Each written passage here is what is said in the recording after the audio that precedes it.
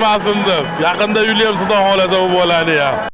Chinaga pul yig'ish challenge bugun ikkinchi kuni.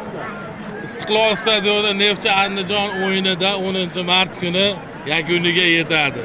Hozirda biz Istiqlol stadionidamiz.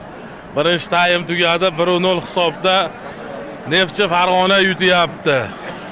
Hamma odamlar choy ichgani, suv ichgani, qarochi hojatini chiqargani chiqib ketyapti. Mana jurnalistlar joyi bu.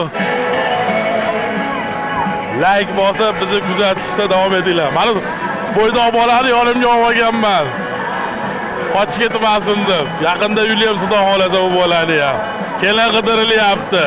90 60 90 razmeri bo'lishi kerak. Hammalarga rahmat, hammalarni yaxshi ko'raman. Kam bo'lmanglar, yomg'ir yog'sa nam bo'lmanglar.